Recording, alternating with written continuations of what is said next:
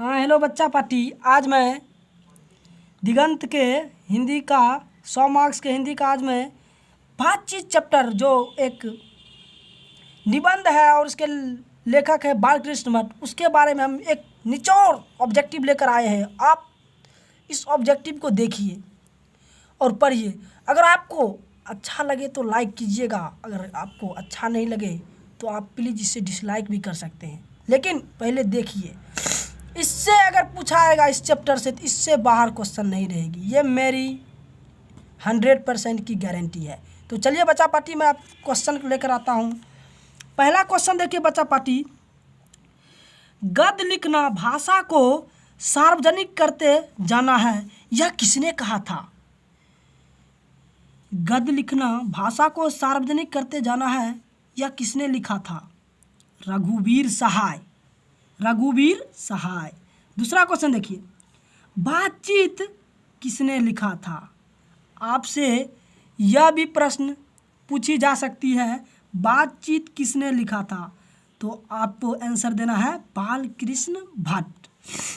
तीसरा क्वेश्चन देखिए, बालकृष्ण भट्ट का जन्म कब हुआ था? आपसे पूछा जाएगा बोर्ड एग्जाम में, बालकृष्ण भट्ट का जन्म कब हुआ था? तो आप उसका आंसर दीजिएगा 23 जून 1844 ईस्वी में। आपसे उनका मृत्यु भी पूछा जाएगा, तो किस प्रकार का प्रश्न रहेगा सो देखिए। बालकृष्ण भट्ट का निधन कब होगा? आपको मृत्यु या निधन दे सकता है। आपको जन्म जिस प्रकार दिया था आपको निधन भी देगा और मृत्यु देगा, कन्फ्यूज नहीं होना, मृत्यु निधन एक ही चीज़ होता है, समझे बच्चा पार्टी। तो आपको निधन पूछा जाएगा कब हुआ, तो दीजिएगा 20 जुलाई 1914 ईस्वी को। अगला क्वेश्चन देखिए, भट्ट जी का निवास स्थान कहाँ था? आपसे क्वेश्चन पूछा जाएगा भट्ट जी का निवास स्थान कहाँ था? तो उसका निवास स्थान था इलाहाबाद, उत्तर प्रदेश। भट्ट जी के माता पिता के क्या नाम है? तो आपको देना है पार्वती देवी उनके माता का नाम, बेनी प्रसाद भट्ट पिता का नाम। पार्वती देवी माता का नाम, बेनी प्रसाद भट्ट उनके पिता का नाम। भट्ट जी के पिता क्या थे? एक व्यापारी थे। भट्ट जी की माँ कैसी महिला थी? सुसंस्कृत महिला। देखिए, सुसंस्कृत महिला का क्या मतलब है? उनके पास संस्कार अच्छा था, उसी को सुसंस्कृत महिला कहते हैं। अगला क्वेश्चन देखिए बच्चा पार्टी, भट्ट जी के मन में अध्ययन की रुचि एवं लालसा किसने जगाई? तो आपको उनका आंसर देना है उनकी माँ ने। भट्ट जी के मन में अध्ययन की रुचि एवं लालसा उसकी माँ ने जगाई। भट्ट जी प्रारंभ में किस विषय का अध्ययन किए थे? भट्ट जी सबसे पहले प्रारंभ में किस विषय का अध्ययन किए थे? तो आपको संस्कृत देना है, संस्कृत। एंट्रेंस की परीक्षा भट्ट जी कब और किस स्कूल में दिया? एंट्रेंस जो होता है, कोई भी चीज़ का आप एंट्रेंस दीजिएगा तब आपको उसमें पढ़ाई करने का मौका दी जाएगी। तो उन्होंने 1867 ईस्वी में एंट्रेंस दिया प्रयाग के मिशन स्कूल में। प्रयाग के मिशन स्कूल में। भट्ट जी अध्यापन कब से कब तक की किस स्कूल में किए? उन्होंने अध्यापन के कार्य कब से कब तक किए और किस स्कूल में किए? तो 1869 से 1875 ईस्वी तक प्रयाग के मिशन स्कूल में। भट्ट के CSB स्कूल में संस्कृत का अध्यापन कब किए? प्रयाग के CSB स्कूल में संस्कृत का अध्यापन भट्ट जी कब तक किए? 1885 ईस्वी में।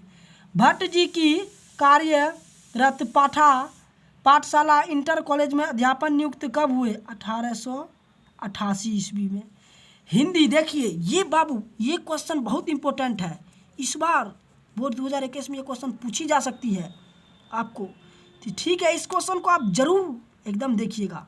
जो क्वेश्चन एकदम पूछने लायक रहता है उस क्वेश्चन पर हम ज़्यादा फोकस करते हैं। तो ये क्वेश्चन आपके लिए वेरी इंपॉर्टेंट है इस वर्ष के लिए। तो हिंदी प्रदीप नामक मासिक पत्रिका कब निकालना प्रारंभ किया गया? तो 1877 ईस्वी में। आपसे पूछा जाएगा हिंदी प्रदीप नामक मासिक पत्र कब निकालना प्रारंभ किया गया था? 1877 ईस्वी में। अब अगला देखिए क्वेश्चन, हिंदी प्रदीप, फिर उसी क्वेश्चन को आप दूसरे तरीका से पूछा। हिंदी प्रदीप नामक मासिक पत्रिका किसकी प्रेरणा से निकालना प्रारंभ किया गया? हिंदी प्रदीप नामक मासिक पत्रिका किसकी प्रेरणा से निकालना प्रारंभ किया गया? आपको देना है भारतेंदु हरिश्चंद्र, भारतेंदु हरिश्चंद्र। अगला देखिए क्वेश्चन, भट्ट जी किसकी ओर से हिंदी प्रदीप नामक मासिक पत्रिका निकालना प्रारंभ किया था? हिंदी वर्धनी सभा प्रयाग की ओर से, हिंदी वर्धनी सभा प्रयाग की ओर से। हिंदी प्रदीप नामक मासिक पत्र कितने वर्ष तक चलाया? 33 वर्षों तक। बच्चा पार्टी ये भी क्वेश्चन आपके लिए वेरी इंपॉर्टेंट है। जो देखिए बच्चा पार्टी, जो क्वेश्चन आपके लिए इंपॉर्टेंट रहता है वो क्वेश्चन हम आपको जरूर सर फोकस करते हैं। हिंदी प्रदीप नामक मासिक पत्र कितने वर्षों तक चलाया? 33 वर्षों तक। हिंदी प्रदीप नामक मासिक पत्र में नियमित रूप से किस विषयों पर निबंध लिखते रहे? सामाजिक, आर्थिक, नैतिक, राजनीतिक, साहित्यिक। वेदों की युक्तिपूर्ण समीक्षा कब और किसने की? वेदों की युक्तिपूर्ण समीक्षा कब और किसने की? 1881 ईस्वी में बाल कृष्ण भट्ट जी ने। उसी को हम शॉर्ट फॉर्म में भट्ट जी लिखे हैं। देखिए ये क्वेश्चन आपके लिए वेरी इंपॉर्टेंट है, इस क्वेश्चन को आप बहुत अच्छे से देखिएगा। लाला श्रीनिवास दास के संयोगिता स्वयंवर की कठोर आलोचना कब की गई? 1886 ईस्वी में। लाला श्रीनिवास दास के संयोगिता स्वयंवर की कठोर आलोचना कब की गई? 1886 ईस्वी में। जीवन के अंतिम दिन तक हिंदी शब्दकोश के संपादक के लिए किसने आमंत्रित किया? श्याम सुंदर दास। भट्ट जी, देखिए ये क्वेश्चन आपके लिए वेरी इंपॉर्टेंट है, लिख देते हैं BBI। भट्ट जी किस युग के कवि थे? भारतेंदु युग। देखिए पहला बात आपको याद रखने का मैं तरीका बताता हूँ।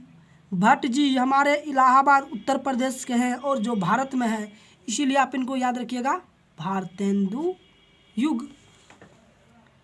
ट्रिक भी बताऊंगा इसी में आपको। भट्ट जी के साथ कौन थे?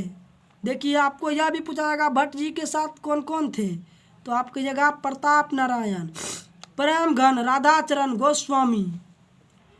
अगला क्वेश्चन, भट्ट बालकृष्ण भट्ट क्या थे? गद्यकार थे, वो एक गद्य लिखने में माहिर थे, गद्यकार। भट्ट जी के गद्य की भाषा और कला की जड़ें किसमें थी? परिवेश और यथार्थ, परिवेश और यथार्थ। अंग्रेजी साहित्य के एडिशन, देखिए बाबू ये क्वेश्चन आपके लिए फिर इस चैप्टर के लिए भारी वेरी इंपॉर्टेंट, इस क्वेश्चन के लिए आप बहुत कड़ी मेहनत कीजिए।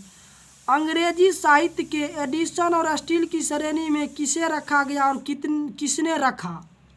अंग्रेजी साहित्य के एडिशन और स्टील की श्रेणी में किसे रखा गया और किसने रखा? किसे रखा गया? बालकृष्ण भट्ट को रखा गया। और किसने रखा? आचार्य रामचंद्र शुक्ल ने रखा। यह क्वेश्चन आपके लिए दो इसमें क्वेश्चन है, हम समय बचने के हिसाब से हम एक ही में दो क्वेश्चन डाल दिए थे आपको वहाँ, आप जिस प्रकार से आपको वहाँ तैयारी हो उस प्रकार से दी ये क्वेश्चन, लेकिन आपके लिए फिर वेरी इंपॉर्टेंट है। जो हम यहाँ मार रहे हैं इम्पोर्टेंट, समझिए आपके लिए वो इम्पोर्टेंट ही है, ये बात आप समझिए। सिर्फ एक हम बहाना कर देते हैं कि ये इम्पोर्टेंट है, ये जो मार दिए याद कर लीजिए, उसी में से रहेगा, ये मेरा दावा है। अब अगला क्वेश्चन देखिए, आपको यह क्वेश्चन भी बार बार पूछी जाती है, बातचीत किस प्रकार की विधा है? आपको विधा के बारे में पूछेगा तो आप क्या कहिएगा?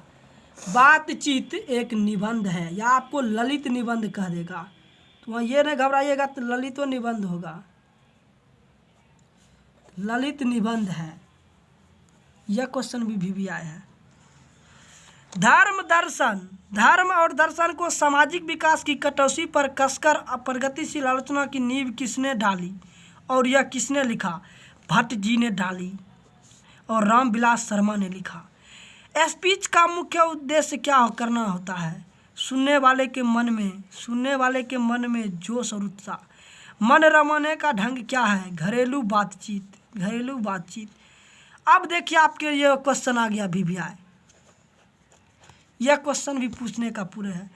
रॉबिन्सन क्रूसो को कितने वर्ष तक मनुष्य मुख देखने को नहीं मिला? 16 वर्षों तक। रॉबिन्सन क्रूसो को कितने वर्षों तक मनुष्य का मुंह देखने को नहीं मिला था? 16 वर्ष तक। अब क्वेश्चन आपके लिए यह भी वेरी वेरी इंपॉर्टेंट है। मनुष्य के रूप का साक्षात्कार कैसे होता है? बोलने से। और जब आप बोलिएगा नहीं तो आपको कैसे हम समझेंगे कि आप होशियार हैं कि बुर्बक हैं कि क्या है? इसीलिए यह क्वेश्चन बना गया। मनुष्य के रूप का साक्षात्कार बोलने से होता है। बोलने से मनुष्य के रूप का साक्षात्कार होता है। यह किसने लिखा? यह बेन जॉनसन ने लिखा। आपसे यह वेरी वेरी इंपॉर्टेंट, आपसे यह पूछा जाएगा कि बोलने से मनुष्य के रूप का साक्षात्कार होता है, लेकिन यह किसने लिखा? तो आपको वहाँ जवाब देना है बेन जॉनसन। 4 दे देगा कोई बराबर आदमी का नाम। अब अगला क्वेश्चन भी देखिए, यह भी वेरी इंपॉर्टेंट है। असल बातचीत कितने व्यक्तियों में होती है? तो आपको 2 व्यक्तियों में होती है। असल बातचीत 2 व्यक्तियों में होती है। यह किसका मत है? यह एडिसन का मत है। यह भी VVI मार लीजिए। असल बातचीत 2 व्यक्तियों में होती है, किसका मत है? एडिसन का मत है। कितने कानों में परी बात खुल जाती है? 6 कानों में। यह भी आपके लिए बहुत इंपॉर्टेंट है, पूछ देगा 20 से उठाकर। कितने कानों में परी बात खुल जाती है? 6 कानों में।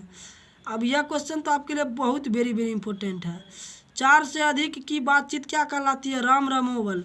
आप जाकर देख लीजिएगा क्वेश्चन पर आंसर, बालकृष्ण भट्ट के NCERT बुक में आपको यह भी क्वेश्चन दिया होगा, राम रमोवल किसे कहते हैं? तो आप समझिए 4 से अधिक की बातचीत को राम रमोवल कहते हैं। जमाने की शिकायत पर हुआ बातचीत किसके बीच होता है?